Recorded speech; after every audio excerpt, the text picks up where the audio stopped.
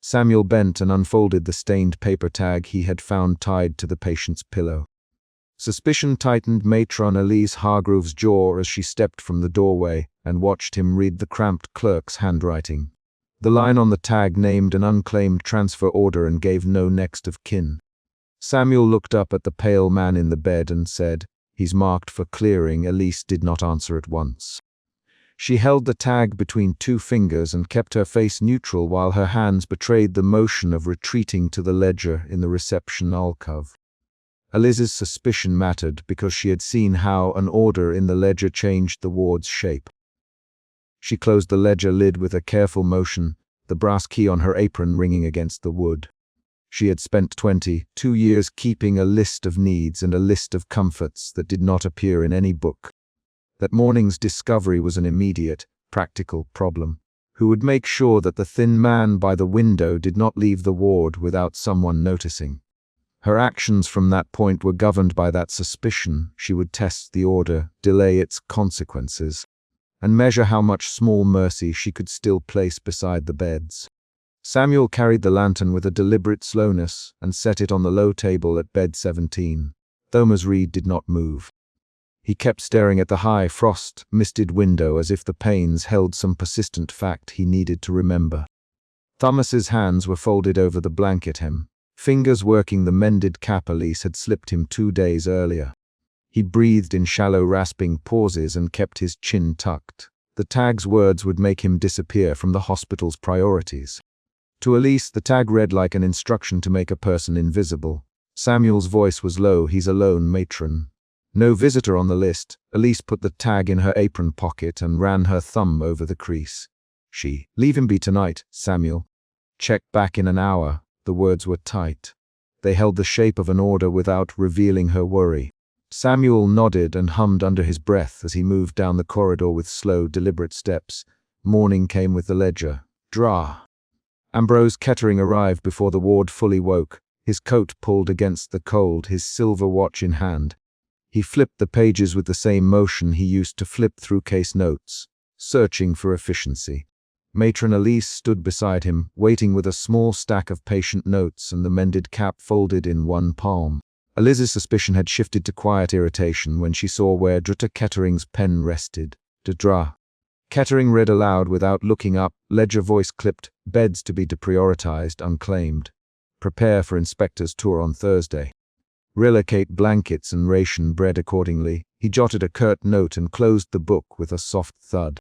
Elise kept her hands on the edge of the desk and said, "Ambrose, bed 17 is not merely unclaimed. The man remembers where he worked and who he was. He has a name." He tapped the ledger with a thin finger. "Names are administrative. We cannot blur the house account for visitors and for charity. The inspector will want neatness." Matron Elise's face did not move much, but her shoulders tightened. Her suspicion had become a new edge, anger at how clean a ledger could be when a man lay thin under a blanket. A junior nurse, a pale, uncertain woman named Harrow, carried a tray of broth and hesitated at Thomas's bedside. Elise signed with her fingers for Harrow to wait. Harrow's eyes flicked to the ledger where Dr. Kettering had marked the note and then back to Thomas. Elise took the tray, moved the bowl closer, and said, "Hold it while I sit with him." Harrow watched Elise lift the blanket hem and tuck the bowl to a place where Thomas could sip without effort. Thomas whispered, "Matron Elise." His voice was a husk. Elise sat on the chair with the blanket folded over her knees and said, "Thomas, keep the spoon. Don't strain for visitors who won't come." He closed his eyes for a second and opened them to show a pale, steady blue, grey surface. He produced a small scrap of leather from beneath his pillow and pressed it into Elise's hand. "I used to mend nets for the harbour," he said, "from Westwell." There was a name inside the scrap. "I thought maybe someone would know." Elise unfolded the scrap and read a crude stitched name and a town. The scrap held a memory that was specific. Spray squeezed between knuckles, a night when a foreman had laughed at a botched knot, a ledger of wages paid in copper coins. That memory made Thomas concrete for Elise. Her suspicion moved toward resolve. She would treat the tag as a paper instruction and the scrap as a proof of personhood. She folded the scrap into her pocket and said aloud, "I'll see what I can find in the next list of incoming notices." Thomas clutched the mended cap and smiled with his mouth closed. By late afternoon, a fresh notation had appeared in the ledger, a new order to clear unclaimed beds ahead of the inspector's visit.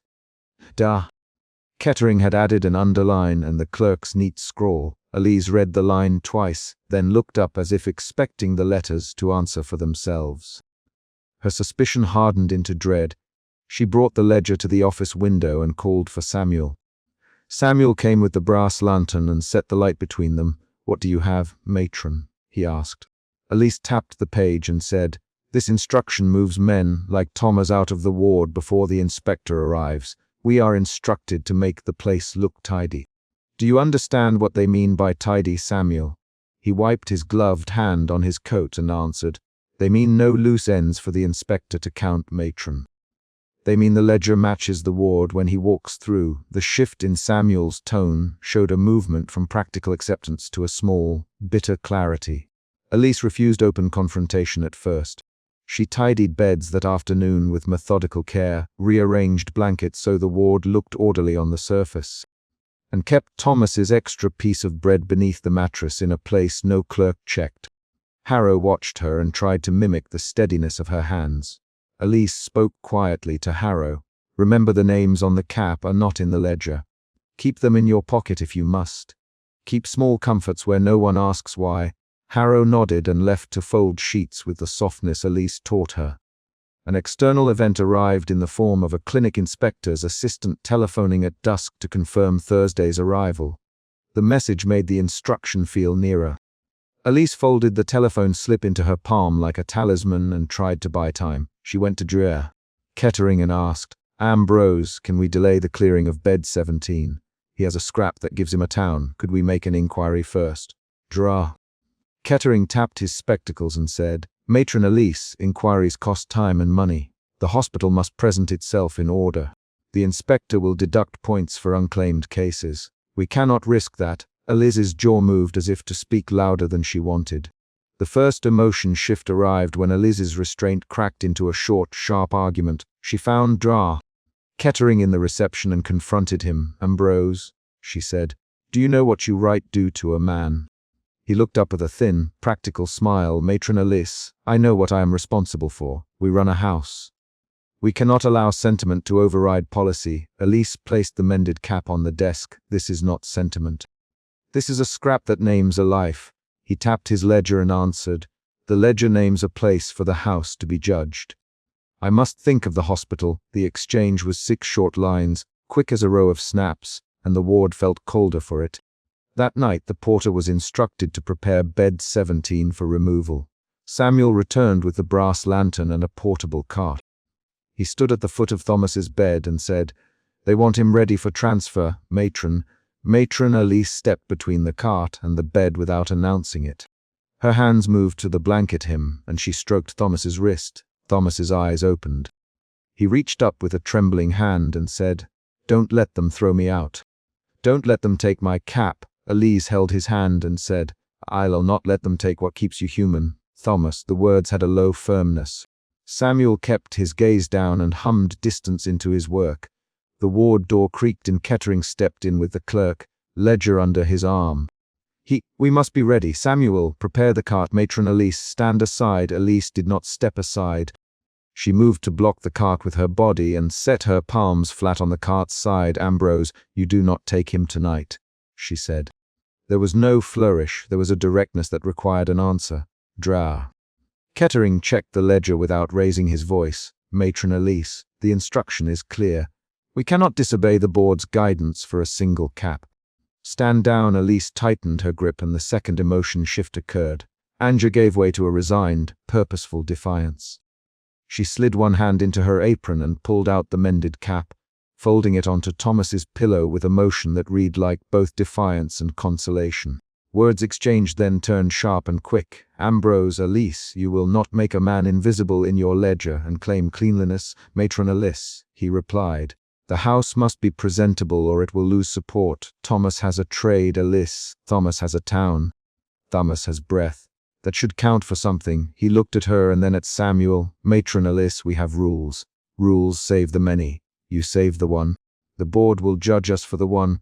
Her voice held a pause that was not silence. It was a measured delay before the next move. Samuel shifted his feet and said, "Matron, I have my orders." Elise stared at him and then at Thomas. She pressed the brass key ring on her apron until the metal warmed her palm. "Samuel," she said softly, "if you are my porter, you will take tonight's watch and hum to keep the ward steady. You will not wheel him out before I ask." He answered, "Matron Elise, I will do as you ask." The back and forth was short and grounded, 3 lines, each with a named speaker, each sentence small and practical. The clash reached its peak when de Kettering leaned forward and spoke the word that settled the official case. "Prepare for immediate clearing," he said. Elise put both hands flat on the cart and met his gaze. "Do it while I'm standing here, and you'll have me to account for," she replied. The clerk consulted a folded paper and said, "The inspector's assistant called today. They expect tidy records." Elise looked toward Thomas and said, "Thomas, hold my hand if you can. I will not let them leave you without a cap." She hooked the mended cap into place on the pillow and tied the threads tighter with quick fingers. A surprising moment came when the clerk's folded note trembled in his hand, and he blurted, "Matron Elise, the town of Westwell has an incoming letter for this very man. Found among the belongings passed to the hospital yesterday." Elise froze, then moved as if to seize the paper. Harrow, who had been folding sheets, looked up and said, "They left it at reception with the laundress." "I thought it belonged to another." The revelation reoriented the scene. The ledger's instruction had looked absolute, but the letter changed the immediate facts. That twist forced de Kettering to pause and to consult the clerk's entry. Elise retrieved the letter and opened it with hands that kept a steady motion. The paper inside was small, the handwriting hurried. It bore a name that matched the scrap of leather. The voice of the letter was practical and dry. An uncle in Westwell writing to say he would not claim the man, but that he remembered the trade. The letter did not reverse the ledger's instruction, but it altered the moral geometry of the choice the hospital would make that evening. De Kettering read it and slid the sheet into his ledger. This clarifies provenance but does not change the inspector." Elise read the line and felt another emotional shift. Doubt in how much she could protect people against institutional pressures. They argued again in short lines. Ambrose, at Elise, the letter shows he belonged somewhere before the hospital. "We can make an inquiry that will take 2 days, Matron Elise," he answered. 2 days risks the inspector's displeasure and funding. "Then we delay the cart for 2 days. She said, "We cannot turn a man into a ledger line for cleanliness." Kettering met her eyes with a narrow look and said, "You risk the hospital for 1 case. Elise, I risk my conscience for 1 man." The exchange was crackling and contained precisely 5 short turns. In the end, authority weighed heavier than Elise's insistence. The official will carried a stronger pull than a single matron's protest. Thomas was scheduled for a quiet transfer tomorrow. The ward resumed its patterns with a different rhythm. Elise placed the letter in her apron next to the scrap of leather and gave Thomas the extra bread she had stashed. She smoothed the blanket and tucked the cap at his temple. She did not declare victory. She had delayed a move, not overturned a policy. Night returned. The porter hummed as he walked. Elise lingered by Thomas's bed until the lantern cast a small circle of lamplight. She checked his pulse with a trained thumb and watched his chest lift.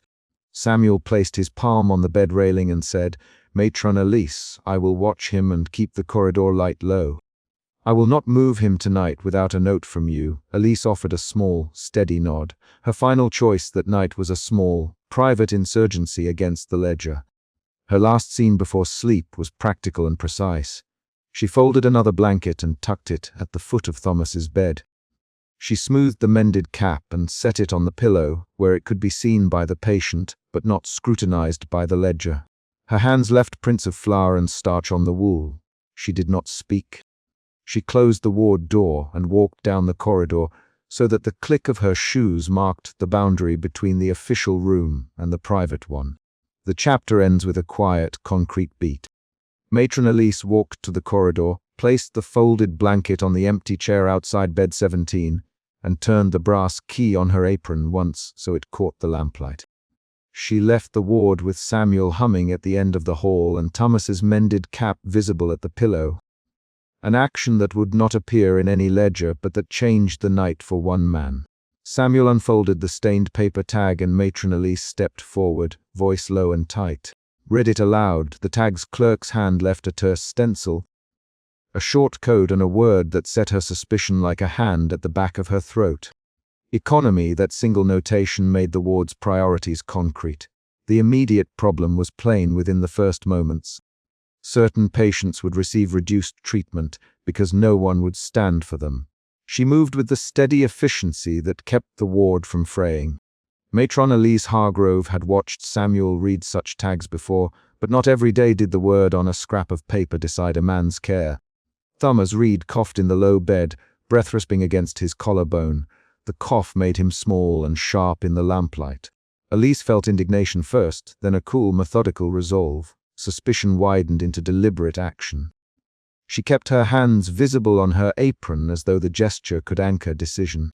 Samuel held the lantern level so the ink not smear. It's marked, he said, economy transfer, no next of kin. His voice carried the ward's tired pity. Thomas whispered a name that did not match the tag and then fell into silence, fingers working the hem of his blanket. Matron Elise looked at the man and then at the ledger on the nurse's desk. The ledger had grown heavier with policies lately. She felt a new worry, that the ledger's weight would press the living flat. She left Samuel to watch the patient and crossed to the nurse's station.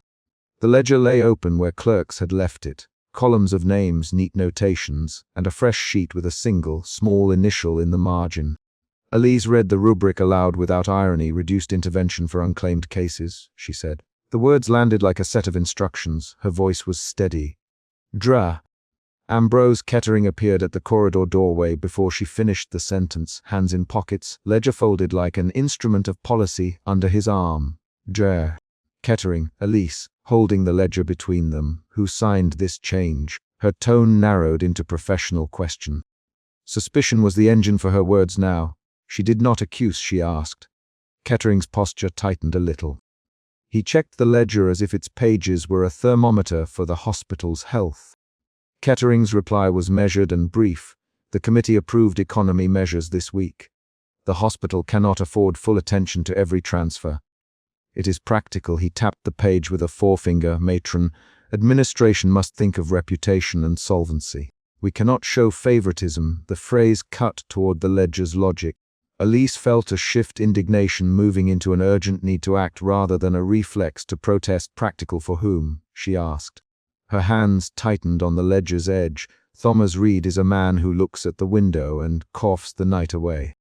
He is not a ledger entry to be folded into a column. She leaned close enough that the brass brooch at her throat caught lamplight. Dudra. Kettering looked at her, and the distance between policy and person became visible as a physical gap. They spoke in short lines. Matron, you know the constraints. Kettering, you know budgets, you have your duties, and you know our duties too, dear. Kettering, Elise answered, are we to mark men with a strip of clerk's ink and pretend nothing changes? Their exchange held tension. Staff in the corridor paused in passing and glanced their way. The ledger's page rustled impartially. When Elise returned to Thomas's bedside, she carried a basin warm from the kettle and a cup of broth. She slid the cup toward him with a hand that did not tremble. Thomas blinked and found her face in the lamplight. His blue, grey eyes were small and raw. Matron. He asked, voice a thin thread. It's Elise, she said, lowering her voice. She placed the warm broth where he could reach it and tucked a corner of the blanket nearer his throat. The act was quiet. It was a refusal to let him be only a line in a ledger. Samuel watched from the doorway, palms rested on the brass lantern. He hummed a note low so the ward would not feel empty between staff movements. You will be noticed for that, he said to Elise, not a reprimand but an acknowledgement. They look for small things to mark an account. Elise kept her hands on the bowl for a moment longer, and then moved aside. She had altered the bed so that Thomas lay a little farther from the easel. The change was small. It meant he might escape the quick eyes of rounds. That smallness felt like a borrowed hour. The next round began with Jutta Kettering's silhouette at the head of the ward and Samuel carrying the lantern forward. Kettering patted his pocket to confirm the presence of the ledger. He called names without warmth, the voice of routine, and Samuel read each name aloud into the thin night. Mrs. Harrow. Mr. Gill. Thomas Reed. When Samuel's voice reached Thomas's bed, it seemed to put weight on the blanket. Thomas's breath hitched, and the trimmer moved his left hand. Elise watched his mouth open for a sound and then close. Kettering did not linger at the bedside. He checked the ledger, his spectacles lowered on the bridge of his nose, and made the notation that meant a transfer. His motion was precise. A pen, a stamp, a small sequence of clerical marks that rearranged a life. Samuel's lantern cast spots of light on the page. He lifted his head and met Elise's eyes. For a moment, neither man spoke. The ward's hum filled the silence. Elise stepped between them. She placed one hand on the ledger and the other on the rail beside Thomas's bed. "Due to Kettering," she said, keeping her voice level, "this man has no advocate. I ask you to delay the transfer." His gaze moved from the ledger to her fingers. He checked his watch, and then the ledger again. He answered with practical language. "A delay would mean a full ledger balance, matron. Donations will be questioned. We cannot hold beds for those with no claim." His words were not cruel. They were a calculation. The ward's finances and public face mattered to him more than any single bedside. Elise felt a sharp change inside. Suspicion matured into fear that the ledger could erode professional duty, then explain why the rubric exists at all. "Elise, if our duty is only to the ledger, then what becomes of the sick who cannot pay witness?" The retort had H in it. Due to Kettering's expression did not shift easily. He folded the ledger closed with a sound like a finality. "Matron, you test me. Be careful." He turned away. Elise did not leave. She watched him walk the corridor and enter his office doorway. She waited a heartbeat and slipped after him. The corridor smelled faintly of boiled starch from linen and the antiseptic that callers used to clean their hands before they asked for favors. Elise paused with her hand on the office doorframe. The ledger lay on his desk as if it had authority enough to keep itself upright. "Ambrose," she said. She used his given name because in private it sometimes softened the administrative mask. "This is not about saving money. This is about marking living men as invisible. You signed for this, or someone signed, and I need to know who will answer if a man dies with a stamped tag that says unclaimed." Her voice was low and she let the word unclaimed sit in the air like an accusation. Kettering checked the ledger once more, then looked at her. "I am responsible for the hospital, Elise. The ledger keeps the hospital standing. If we attend to every case without restraint, we will be unable to serve those the board considers essential." He shrugged a measured shrug. "My responsibility is to the whole institution." The assertion carried the force of policy. Elise met it with the force of personhood. After their exchange, Elise returned to the ward and moved through the routine. She straightened bedding, leaned over a patient to press a cool cloth to a fevered brow, and wrote small notations in margins of charts. Each action was both work and argument. When she bent over Thomas's bed, he was staring at the window as if he were trying to count the chimneys by sight alone. "Are you cold, Thomas?" She asked. "A little," he said, the pains rattle. I watched the pains. He tried for a smile that did not reach his cheeks. Elise reached into the pocket of her apron and drew out a small mended cap she had taken from the linen chest. The cap had a tiny stitch where someone had sewn it back together. She tucked it onto the pillow near his head. The cap might have belonged to a brother, she thought, or to a workhouse where a needle moved for survival. It offered the patient a trace of care. Samuel came in then with a folded scrap of paper he had found tucked inside the cap when he was preparing the linen. He laid it on the rail with the lantern. "Found this in the seam," he said. He did not meet Eliz's eyes at first. The scrap bore a smudged street name and a single family name that matched neither the tag nor the list of the unclaimed. Elise smoothed the paper with 2 fingers. She read the address aloud. 58 Harrow Lane, a Mrs. Harrow, she said. The name snagged in her mind because the ledger had already listed a Mrs. Harrow for transfer earlier that night. The scrap suggested a possible link. Elise felt a shift in the room. Suspicion moved toward hope. She had a lever bigger than a forgery if she could find the clerk who wrote the tag or locate any distant kin. She rose quickly and said, "Samuel, bring me the cap's mending needle and the day's clerical slips. I will check the register." He nodded and fetched the items. The act of searching changed the air so that the ward's machinery saw a new input, an attempt at discovery, Eliz's movements were precise. She traced names and dates with the surety of someone used to reading small scripts. In the ledger room, the clerk had stacked papers and a quill with a snapped tip. Elise set the scrap beside the ledger and compared the clerk's hand with the tag script. The letters were similar but not identical. "This clerk has two hands in this," she murmured.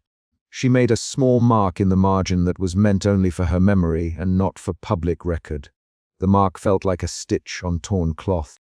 When she returned to the ward, she found Dr. Kettering at the threshold, his coat buttoned and his face composed. He had been awake through more than one night of budget talks, and his composure was shaped by necessity. He watched her with the same narrow hazel eyes that measured risk. "Matron," he said simply, "I understand you searched the register. I will allow a single delay for review, but mark this: decisions require documentation. You alter the ledger without record, and you risk both your position and the hospital's standing." He folded his hands over the ledger as if closing it would close the question. The warning carried a threat of consequence. Elise looked at him steadily. "The ledger is the hospital's memory," she said. "If that memory is false, then our care will be false too." Her words had the sting of someone trying to keep an institution honest by small, risky moves. She turned and closed the ward door behind her. The night advanced toward dawn. Samuel hummed a low, tuneless line as he polished boots and stacked blankets. He moved in the rhythm of someone who worked against loneliness with small noises. Thomas's breathing steadied for a time with the extra blanket.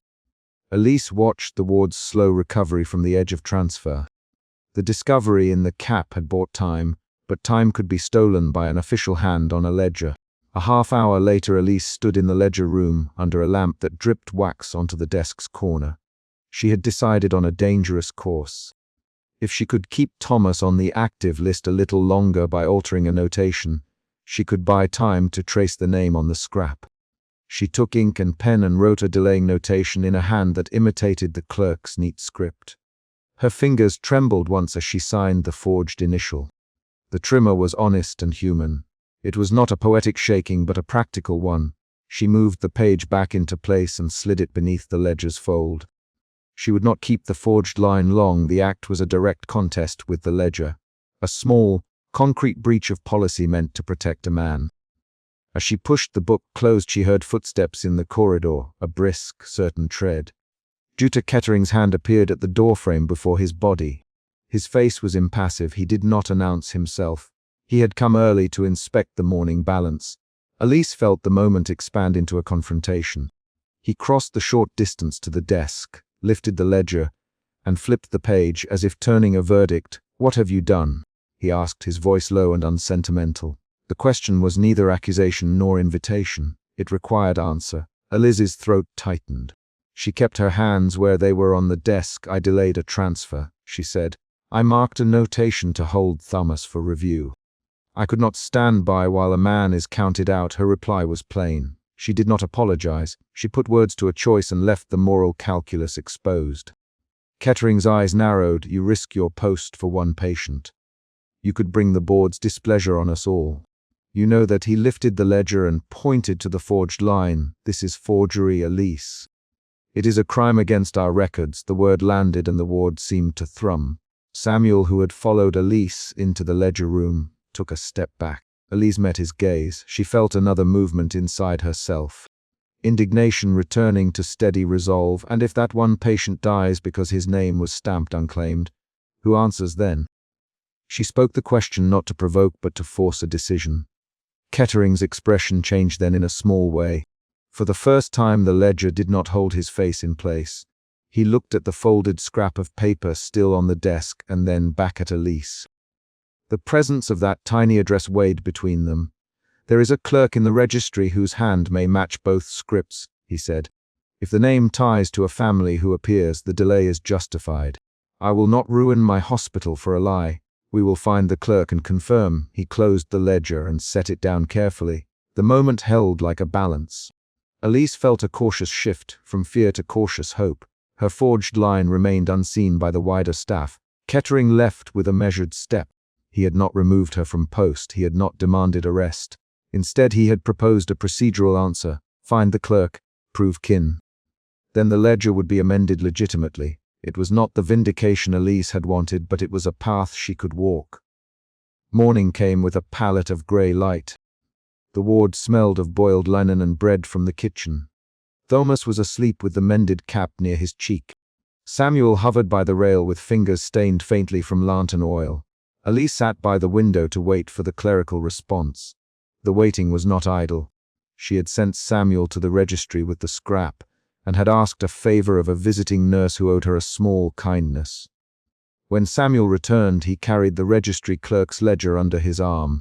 He set it on the table and tapped an entry with a morning finger. "The clerk's name is Barlow," he said. "He wrote the transfer slips for Harrow Lane this morning. The handwriting matches the seam scrap." Samuel's voice held a note of triumph. Elise felt a clean shift from worry into a guarded relief. They took the evidence to Dra. Kettering. He examined the clerk's ledger and then the cap's scrap. He ran a finger along a looped letter and then closed his eyes for a moment. The ledger's rigid lines had loosened into a human ledger with mistakes and the possibility of kin. He turned the page back to the ward register and made a small, official notation to delay the transfer pending confirmation. Elise exhaled.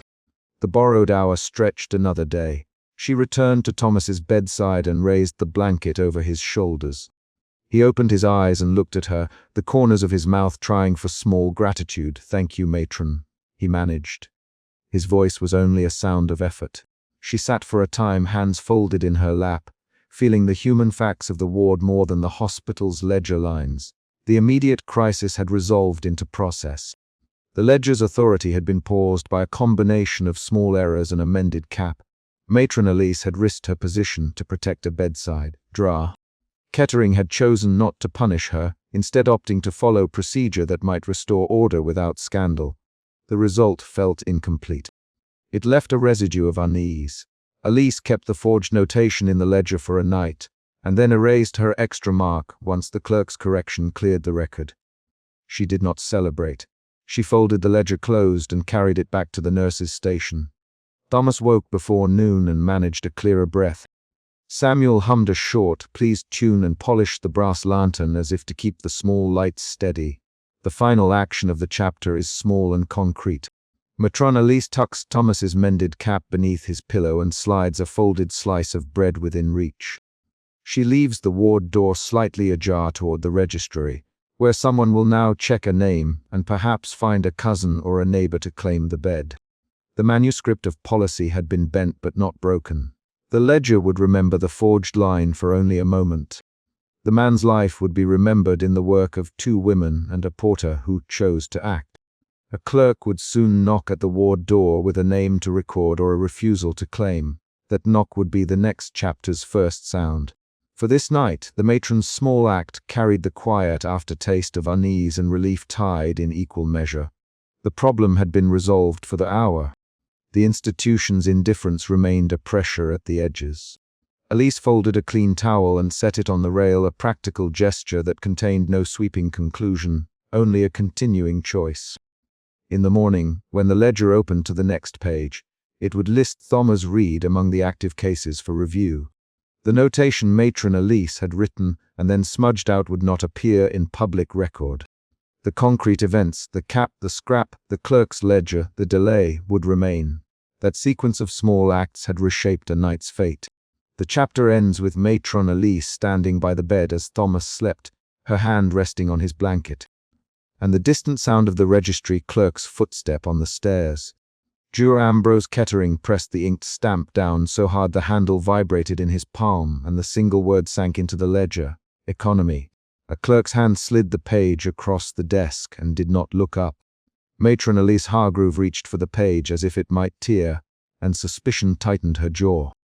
She felt the old hospital rulebooks under her fingers as if they were cold proof. "This is a magistrate directive," the clerk said without surprise, budget code attached.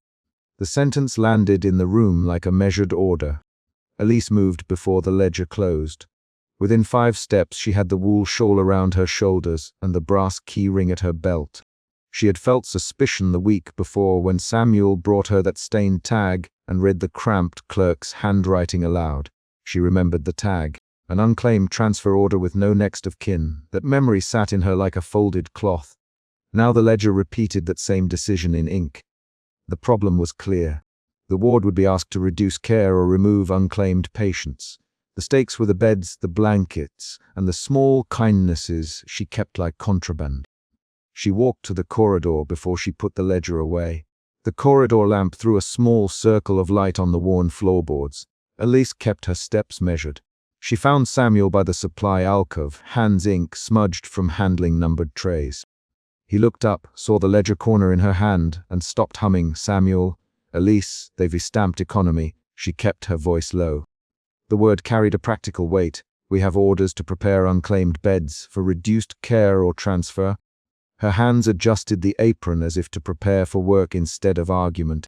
Samuel set down a bundle of clean bandages. "How many?" he asked. His voice was a low rasp that matched his slow walk. He never used more words than needed. He named the practical task first. Debate came later in small measures. Elise passed him the ledger, read the notes. "Look for transfers tonight. Start with the 3rd ward. Take the lantern." She tapped a place in the ledger with her finger, where the clerk's shorthand met the magistrate's seal. "And Samuel, check Thomas Reed's bed." She the name because saying it aloud made it harder for the ledger to pretend he was a number. Samuel nodded once. Thomas Reed. He picked up his brass lantern and the ring of keys. He moved with the slow, deliberate steps matron had learned to rely on. The corridor swallowed his boots and returned only the soft scrape of leather. As he left, Elise watched his back and counted the moments before she felt another tightening in her chest, the suspicion shifting into a brisk urgency. She had to act now or the hospital's wheels would close around people like Thomas. Elise did not pause to summon pity. She had no time to invent it. She checked the supply alcove for extra blankets and a spare cap. The alcove smelled of soap and starch. She packed a brittle fold of blanket and slipped a needle and thread into her apron pocket. She moved through the ward with the ledger under one arm, each step measured against the rules she had worked to keep from breaking for 20 years. At Thomas Reed's bed, the patient stared at the window with the long, untroubled gaze of someone who had learned to keep thinking in the dark. His hands, thin and calloused from work long finished, fidgeted with the hem of the blanket. He lifted a mended cap from the pillow and smoothed it with a trembling hand. When matron Elise came close, Thomas did not look surprised. He had learned to expect small losses. "Thomas, Elise." She kept her voice small. The ledger notes a transfer under economy.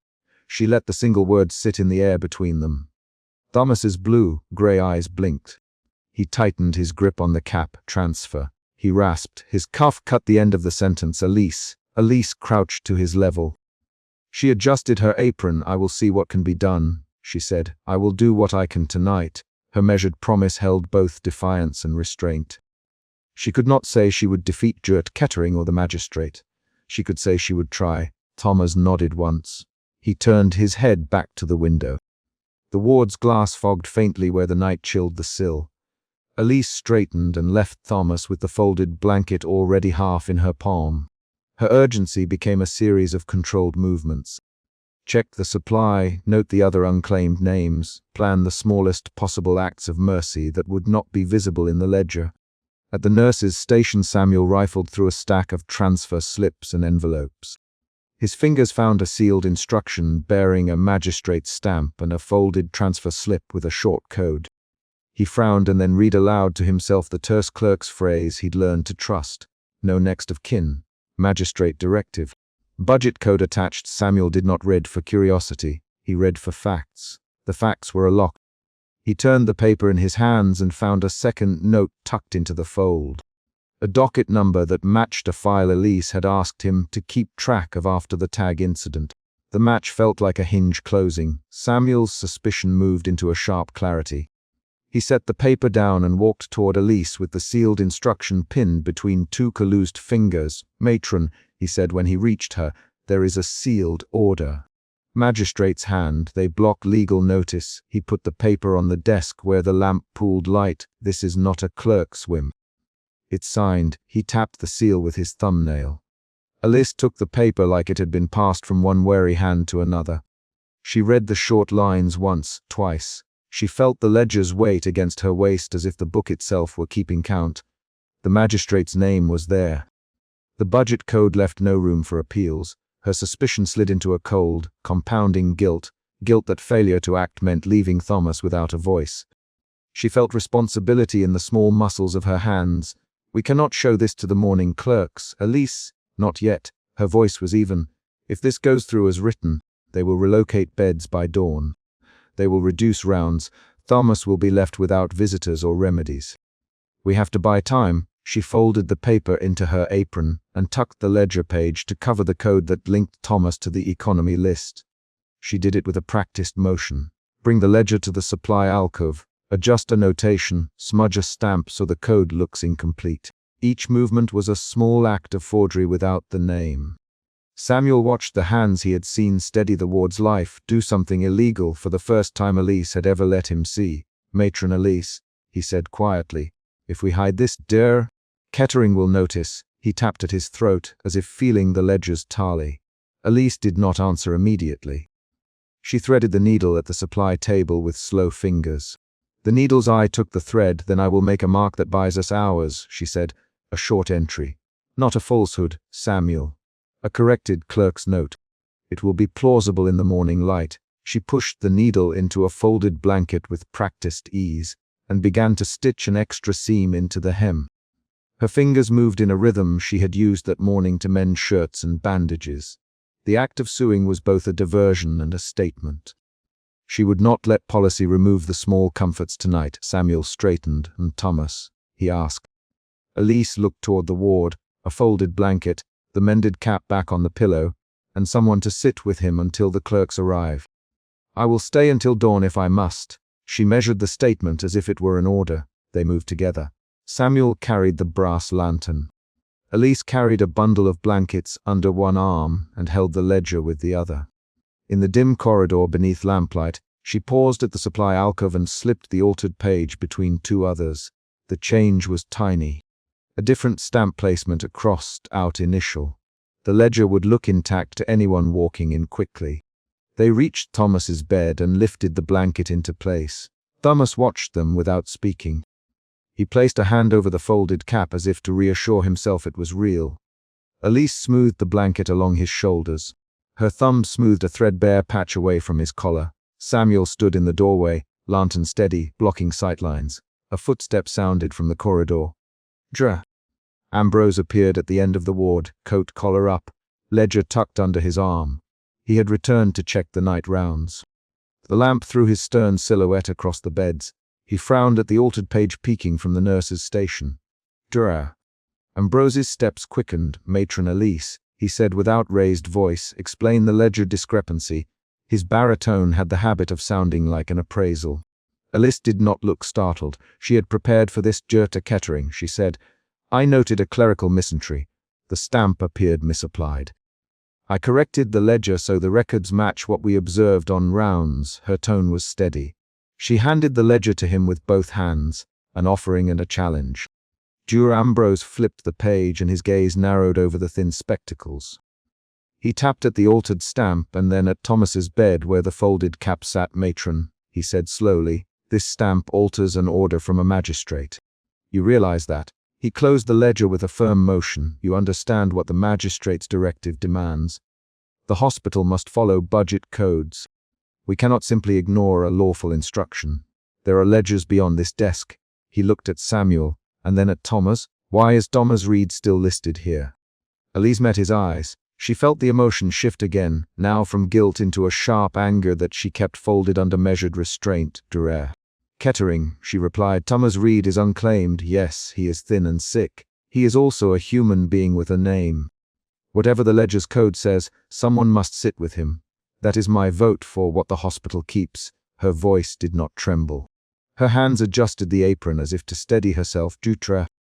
Ambrose closed his hand into a small, controlled gesture. "Matron Elise," he said, "you know my duty is to the institution.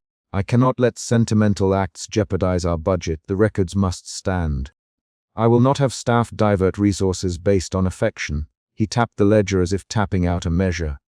Samuel stepped forward before Elise could answer. His broad shoulders filled the corridor. "Jutra Ambrose," he said, plain and unadorned. "Samuel here has kept this ward until dawn many times. If you take Thomas away or lessen care, there will be no one to replace what we give. A man dies from neglect, not just illness." He did not add flourish. His words rested on the ward's wood like a fact. Dr. Ambrose's eyes flicked to Samuel. "Samuel, this is not your decision to make. The magistrate's directive is clear. We will enforce economy measures at dawn if required." He folded the ledger under his arm and started to turn away. Elise rose, faster than he expected. "Dr. Kettering," she said, stepping directly into his path. Her hands were steady. "If the magistrate demands due process, bring it. If the magistrate signed a directive to cut care, then you must prove it in proper form. But until I have a clear, signed transfer and the morning clerks at the foot of these beds, I will treat my duty to the living first." She the words in short lines that left no room for misinterpretation.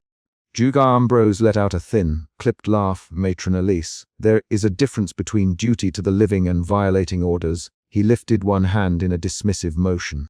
The exchange tightened. The ward felt like a contained instrument. Voices became the small strikes that set it in motion. Suddenly the night clerk's keys clattered outside the office door. A new footstep. The ward's door opened and a junior clerk stepped in, eyes wide, a folder in hand. He looked from Dr. Ambrose to the ledger and then to Matron Elise. The clerk handed a folded envelope to Dr. Ambrose. "A fresh directive, sir," he said from the magistrate's office. "Came at 11:53. He had the exact time in his mouth like it mattered. Everyone froze. The fresh envelope changed the landscape in a single breath. For a moment the ward held a charged silence. This was the cliffhanger that split the night in two. Dr. Ambrose opened the envelope with fingers that did not tremble. He scanned the pages and then looked up at Elise. "The magistrate confirms economy measures," he said. His voice was a flat instrument, but there's a caveat. Certain cases must be reviewed by the hospital board for compassionate exemption. The board will meet at dawn should a petition be made. His eyes landed on her with a new calculation. Elise felt urgency and a new, brittle hope. The emotion shifted from anger into a careful, planning resolve. "Then we petition," she said. "We prepare the case now." Samuel fetched the ward notes, the names, the observations for Thomas and the others on the list. "I will craft a statement." Her hands moved once more to practical tasks. Lists, sealed notes, witness names. Samuel nodded. He moved with the slow, deliberate efficiency of someone who had learned to convert emotion into work. He pulled out his worn notebook and began to read aloud. "Thomas Reed, 7 days of lingering fever, no visitors. Mrs. Dodd, bed 7, mental confusion, no family. Ma Haynes, bed 11, recent surgery, no claim." He listed the names because each name demanded a human weight. Dr. Ambrose watched them compile the petition. He did not speak much, but when he did his lines were measured and short. "You have till dawn to present cause," he said. "I will take your petition to the board. But understand this, I will not allow the hospital's ledgers to be manipulated. If your petition is weak, the magistrate's order stands." His tone carried the hospital's administrative muscle. They worked in the lantern light. Elise wrote in short, factual sentences. Dates, symptoms, treatments administered. She included the stitch she had made in Thomas's blanket as a note of care. She Samuel to witness and sign. Thomas, for his part, kept his eyes on the window and coughed now and then as if the sentence of night needed to be punctuated. When they finished, Elise folded the petition and placed it in an envelope addressed to the hospital board. She sealed it with a brief motion. Her hands had stopped trembling because practical actions had taken over. Her emotion settled into a wary steadiness. Responsibility accepted, hope measured. At dawn the clerk would carry their petition to the board. The compromise they had won by the ledger's alteration, and the petition bought Thomas and the others hours, perhaps a review. It did not guarantee safety. Elise understood that. She also knew that for now Thomas had blankets, a mended cap, and someone who would sit through the small hours. She sat beside Thomas's bed as the first pale light touched the ward. She smoothed the blanket and placed the cap carefully on his pillow. Thomas turned his head once and met her eyes. He lifted a finger and tapped the cap seam. "Thank you, Elise," he said in a voice so low it could have been a part of the bed's springs. Elise nodded. She did not answer with vows. She adjusted her apron and looked toward the corridor where Samuel had gone back to his rounds. The ledger sat closed on the desk, the altered stamp hidden inside. The petition envelope rested on top of it. A step sounded in the corridor. Someone else was coming. Elise looked up. The final beat of the chapter lands on that single, clear action, a knock at the matron's office door, that followed just as dawn thinned the lamplight. Her fingers tightened around the blanket's edge. The knock arrived like a new decision, and she rose to open it. Samuel pulled a damp stamped tag from the pillow and read the clerk's cramped script aloud. Economy. Suspicion tightened Matron Elise Hargrove's jaw when she heard the single word. She moved before she thought, lifting the lamp and stepping to the bed beside Thomas Reed. The light showed the mended cap at his cheek and Thomas's hand, thin and restless on the blanket. Elise's suspicion had been a steady thing that month. It guided her to check tags, to count blankets, to listen for the small sounds that meant neglect. The ledger mattered to her like a map. Each notation redirected the ward's small courtesies. Tonight the map had a harsh mark. She pressed the tag between her fingers and felt the dampness of the night corridor still on paper. "Samuel," she said. Holding the tag up so the porter could see the block print, read it again, the word left Samuel's lips like a small admitted fact. "Economy," he answered. He folded the tag into his palm. His face registered something like concern and then practiced calm. Thomas cuffed. The sound scraped the small of the room. He fumbled at his cap and offered it to Elise in a motion meant to be grateful and polite. "I mended it myself," he said, voice thin. "Elise, I—" He stopped, as if the next words would ask too much. Elise watched him. Suspicion moved into determination. She felt the shape of an immediate problem. A clerk's code could become a removal order before dawn. If that roster was set for tonight, names might be taken down and men rolled out without a single visitor to protest. She carried the ledger in her head. She carried the faces of those who had no one else. She closed the lamp and walked the corridor to the small room she used for late papers. The lamplight shook slightly from her hand. Inside, the ledger lay open where she had last left it, the pages soft with many fingers. She set the damp tag on the margin and began to search the columns. Her hands were steady. Her voice was not "da." "Kettering," she said, reading aloud so the name could find its way into the air and toward the man who kept the rules. A knock came at the outer door, a careful tap. She answered with the ledger in one hand and the tag between thumb and forefinger. The door opened. Samuel ducked in, breath fogging faintly. "There's a roster." "Samuel," clerk left it on the table. Someone added names by hand. He pushed a folded slip across the desk. They rescheduled for tonight. His fingers tapped the paper and added punctuation. Elise unfolded the roster with a motion that did not tremble. The list contained 3 names, short handwriting, and a time, midnight. Her eyes went to Thomas's line. Her mouth went dry. The ward suddenly felt smaller. The lamp hummed. She felt the ledger's weight inside her palm like an accusation. She walked to Drea. Ambrose Kettering's office with the roster folded into her apron. The corridor smelled of starch and boiled tea. She knocked once and entered when he did not call her in. Juster Kettering sat upright at his desk, ledger stacked, spectacles low. He looked at the slip without surprise. He had the hospital's economy laid down in his bones. "Economy dispositions are regrettable but necessary," he said, flat, and tapped the ledger with a careful finger. He used the ledger as if it were a shield. "Elise set the roster down tonight?" she asked. Her voice kept to a measured alto. "Why tonight?" She kept her hands visible on the table. Juster Kettering did not look up at first. He checked his pocket watch, closed, and then opened it again to a place in his memory. "The institution cannot house indefinite claimants," he said. "We must clear beds for incoming cases. Policy dictates the economy list." The clerk followed orders. "There is no cruelty in procedure." His words were precise, the sort that memory would remember as cold. Elise's suspicion shifted to a sharp need. "These men have names, Ambrose." Thomas Reed mended that cap himself. He remembered his mother's recipe for repair. His brother once owned a cart. "We cannot send them away in the night and treat them as numbers." Her voice tightened. She placed the roster so he could see Thomas's name again. Juster Kettering's lips thinned. "Matron Elise, procedure protects the hospital. If I bend for sentiment, we invite disorder. You know this. The ledger keeps us clean." He used the word "clean" with the same tone he used on his instruments. Elise understood the ledger's function. She also understood what it left out.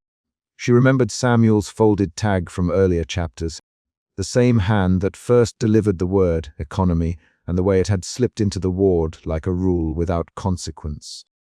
That memory pushed her into action. She closed the small distance between them and set the damp tag on his desk, face up. "Can you tell me who signed for tonight?" she asked. The question was simple. It sought a person to hold accountable. Mr. Kettering looked at the tag, then at the roster, then at Elise. He named a clerk by initial and then folded his hands. No single hand. Policy is distributed. The board signs the budget. The clerk carries out code. We balance numbers. That is administration. He sounded like a man rehearsing answers. The conversation opened into a quick exchange, a clip of argument where each sounded like an affidavit. Elise's lines became shorter. "Ambrose, the men are not numbers to me. They breathe, they cough. They ask for simple things. Thomas only to be remembered. Drada."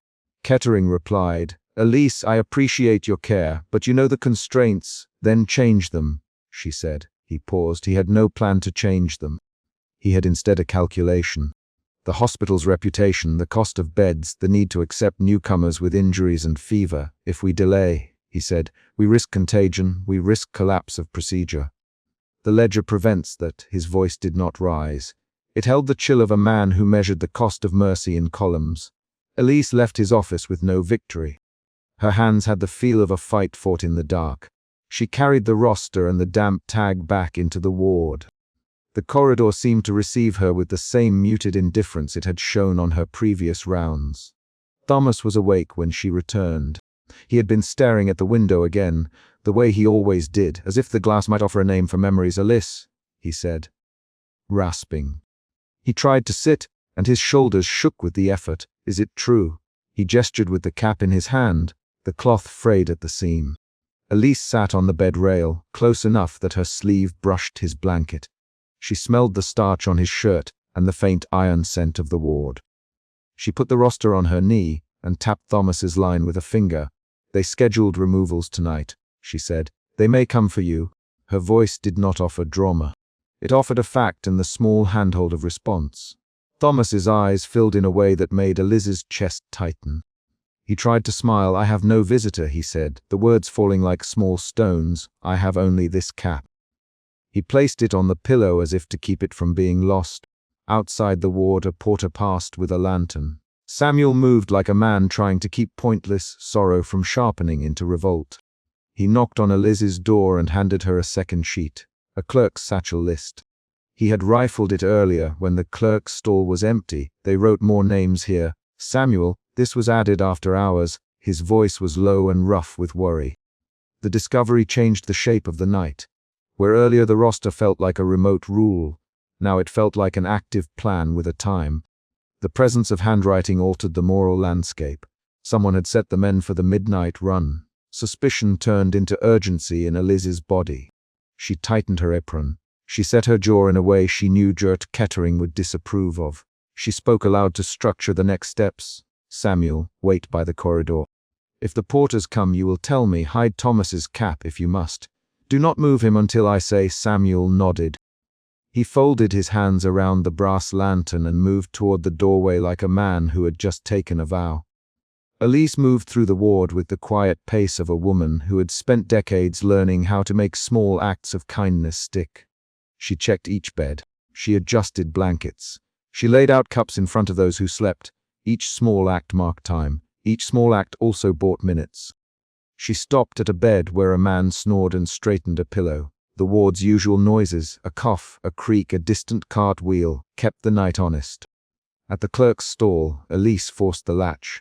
The clerk's chair was empty, but the satchel lay open. She found a small slip with handwriting she did not recognize. The name on it matched one of the roster entries. Her fingers tightened around the paper. She heard footsteps in the corridor, the sound of porters coming to collect. She moved before she could think further. That was the chamber where the small cliffhanger arrived. At the end of the corridor, a group of porters arrived with rolled blankets and a man with a rope to secure beds. One of them called out, on orders from the ledger, "Economy transfers now." The words came like a bell. All motion in the ward stopped for a second. Elise stepped into the entrance and saw the faces of the porters in the lamplight. One held a package of tags. Juta Kettering stood just behind them, calm and collected. His presence made the porters shrug into obedience. Thomas lay in his bed, his chest rising and falling. The moment demanded a decision. Matron Elise put her hand on the doorframe and then moved forward into the path of the porters. She placed herself between them and the beds. She did not shout. Her voice was low and firm. "Stop here," she said. "You will not pass without a proper roll. Call the ward court at the syllables." Samuel had a hand on his lantern as if to throw its light where needed. "Dre." Kettering's mouth formed a thin line. "Elise," he said, "you cannot obstruct a scheduled transfer. The ledger is clear." He used the ledger as a legal instrument. Porters shifted their feet. One of them held the tags ready. Elise folded her arms and pressed forward. She named Thomas aloud. "You will not take Thomas Reed tonight." She spoke with a firmness that held a risk. Her action would expose her to report. Her voice wavered only once. A rapid exchange followed, 3 to 5 lines that moved like a quick fight. Matron Elise, "Step aside," ordered a senior porter. "Elise, we have orders," said another. Ambrose signed. The first porter said, "Ambrose did not sign this hand. He only approved the list, dear." Kettering corrected, calm. "Elise, you know the rules," the senior porter added. Elise replied quickly, "I am not ordering the men. I am protecting those with no advocates." Her sentences came clipped. "Samuel, take the cap and hide it in the supply bin now." She called the name to anchor the action. Samuel moved. His hands were steady as he took the cap and folded it inside a towel beneath other linens. The porters bristled and tried to step around her. "Dre." Kettering made a motion with his ledger, as if to summon the authority of the hospital in full view. "Matron Elise, this insubordination will be noted." The threat was administrative but immediate. He left the words hanging where a threat should be. Elise felt fear slide through her body as the porters advanced. The fear did not paralyze her, it focused her.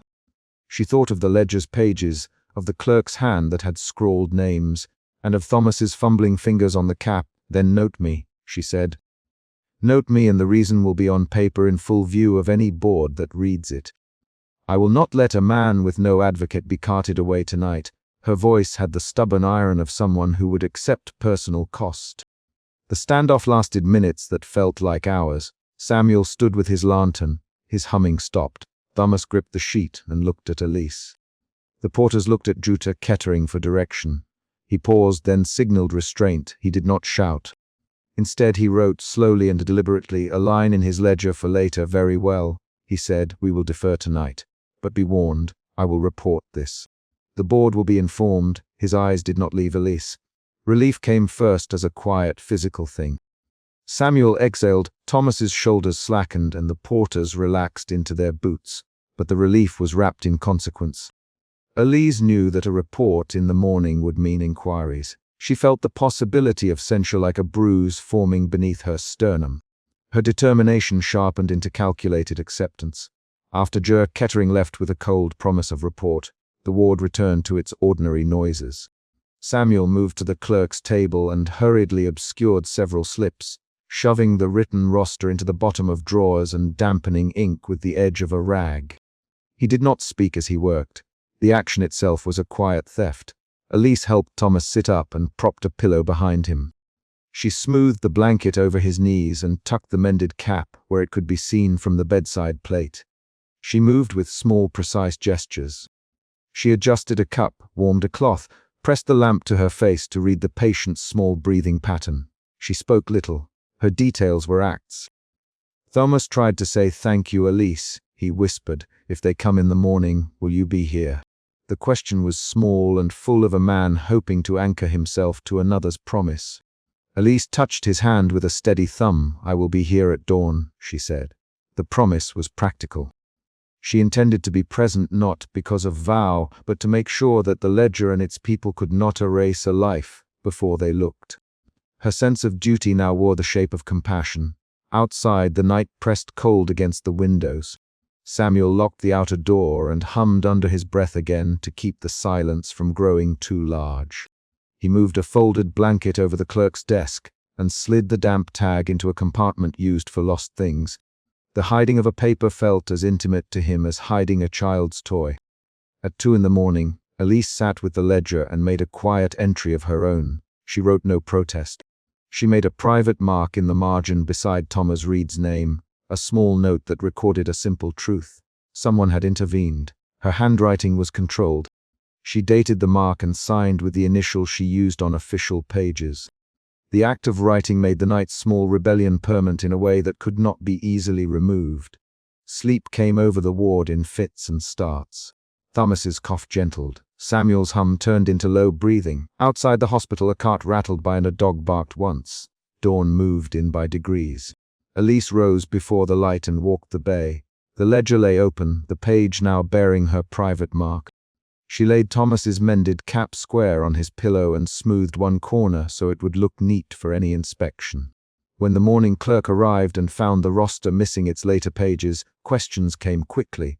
Dr. Kettering demanded an explanation. He stood in the matron's room and spoke with a controlled but sharp voice. "Who authorized this interference?" he asked. Elise kept her posture calm. She answered with clarity, "Dr. Kettering, I altered no list. I merely made a note beside Mr. Reed's file to show someone had intervened to prevent his removal. The men remain in our care. I will write a fuller note in the ledger when you request it." She named actions. She avoided dramatics. Her refusal to dramatize turned the moment into a proper administrative response. The board convened later in the day to review the night's events. Dr. Kettering presented the ledger and the missing slip. He spoke of procedure and the need to preserve order. He used the language of budgets and risk. Some board members agreed. Others raised their brows at the matron's insubordination. Elise expected censure. Instead, the board recorded the incident as a matter requiring review. They called Elise in and asked for her statement. She recited the facts plainly. The roster's added names, the attempted transfer, her intervention, Samuel's concealment of the slip, and the private mark she had left in the ledger. She included Thomas's name and the detail that he had no advocate. Her testimony was precise and witnessed. The board did not immediately remove her. They did not immediately fire her. They did not immediately restore all the men to guaranteed care. They set a review date and assigned a clerk to investigate the added handwriting. In practical terms, the ward kept its patience. In human terms, the decision was a fragile reprieve. Thomas sat up when he heard that the board would consider the case. He looked at Elise with something that was neither triumph nor relief, but something quieter. "Recognition, Elise," he said, voice steadier. "You read names differently." He held out his mended cap as if offering her a piece of his life. Elise took the cap and placed it back by his cheek. "Thomas," she answered, "I read faces and I read papers. I keep a balance between them when I can." Her reply was pragmatic and direct. She refused to make a speech about right and wrong. She instead stated how she would continue doing her work. Samuel received a written admonition for interfering with clerical property. He accepted it without argument and returned to his night rounds with the same limp hum. Dr. Kettering received no immediate formal reprimand. His report was filed and folded into the hospital's routine of documentation. That night and in the days that followed, the ward settled into its rhythms with a different tension under the surface. Matron Elise kept a close watch on the ledger and on the faces of her patients. She added a small mark beside other names on days when she could not find advocates nearby. She did not announce the marks. They remained private notations of small resistance. Thomas's condition improved in small increments. He ate more of his broth. He spoke of a brother who had once had a cart and a girl who had sold buttons in a market. His memories were concrete. The wooden ladle his mother used, the blackened patch on a coat where a pocket had been mended. He described these things to Elise in short, clear sentences. Each recollection anchored him. In time, the clerk's handwriting was traced and matched to a junior official who had been urged to clear beds by a distant supervisor. The official faced rebuke and the threat of reassignment. The board issued a gentle rebuke and a note to review scheduling procedures. It was the administrative language of the period, neither full vindication nor condemnation. The ledger kept its primacy. Elise accepted the procedural outcome with the same steady pragmatism she had applied throughout the night. She had saved a man from being moved at midnight. She had taken a mark on her record. She had risked a position to keep a single patient visible. Those were concrete results. She stood at Thomas's bed one final time before the evening rounds lightened into dusk. She smoothed the folded cap and adjusted the blanket. She put the ledger on the small table and turned the page to make room for the day's entries. Her private mark remained small and legible. Thomas looked at her and said, "Elise, will the ledger forget me tomorrow?" He tried to smile and failed. The attempt showed a man learning the shape of hope. She took his hand and pressed it with a firm thumb. "No," she said, "you are noted. I will not let the ledger erase you without a record. I will be here in the morning and the next night if need be." Her promise was concrete and repeatable. She planned to make good on it. Outside, the ward's lamps glowed as the evening rain tapped the windows. The ward hummed with ordinary work. Jurta Kettering went back to his books. Samuel hummed his closing tune while he checked latches. Thomas slept with the cap beside his cheek. Elise closed the ledger, locked the cover, and placed it where the morning clerk would find it. She left a small folded cloth beneath the page to remind herself of the night's decisions. When the board's review came and the junior official received his sanction, the hospital's processes changed slowly. New checks were written into the roster routine. Clerks were instructed to initial when names were added after hours. The changes were small. They were paperwork. They were also the only thing institutions of that size would often allow. For the men of the ward, paper changes mattered because paper dictated movement. Matron Elise continued her work with the same steady hands. She preserved pragmatic order and kept small mercies where she could. Her record bore a notation that might be called insubordination by some and quiet protection by others. Either name, she had accepted the consequence. At dawn a week after the transfer attempt, Thomas sat up, buttoned his coat, and walked to the ward window with a slow, careful movement. He had not regained full strength, but his step held more surety. He looked down into the street where a cart creaked past. He turned and caught Elise's gaze. "Elise," he said, and his voice had a steadier tone. "Thank you for not letting me be taken in the night." There was no ceremony in his words, only recognition. Elise watched him and then looked at the ledger on the table. She ran a finger over the private mark she had made the night of the defiance. The mark remained small and stubborn on the page. She closed the book, tied a cloth around it, and set it in a locked shelf. She then returned to her rounds. The ward moved forward. The ledger continued to govern many things. But the memory of a single night's choices sat in the pages, and in the faces of the men who had been kept. Matron Elise's refusal had not changed the ledger's power. It had, however, guaranteed that at least one name would not vanish into the night without a witness. The quiet evidence of that guarantee, Thomas's mended cap on the pillow, remained where any visiting eye could see it, and where the hospital's procedures would have to account for a human life recorded, visible and remembered. At the end of the week, Jurta Kettering filed his report, and the board closed its review with a notation of caution. Samuel returned to the night shift with a small official note of reprimand that did not remove him. Thomas remained in the ward with a place at the table that was no longer merely a number. The ledger's columns kept weight. The human choices around it had shifted the balance, if only a little. Matron Elise wrote once more in the margin, this time a clear, dated entry that described the roster, the added names, the midnight attempt, and the names of those who intervened. She signed it fully. Then she placed Thomas's mended cap on the pillow and left the ward to do what she did every day. Attend to the living with steady hands and small, deliberate acts of care. The night had required a choice. The choice had consequences. The ledger recorded the events, the board passed the language, and the ward kept its people. The end of the chapter came not with triumph, but with a record and a bed where a man could rest. Elise closed the ledger and walked into the corridor as the bell chimed for the morning rounds, leaving the cap and the folded note where any eye that read the ward's pages would find them.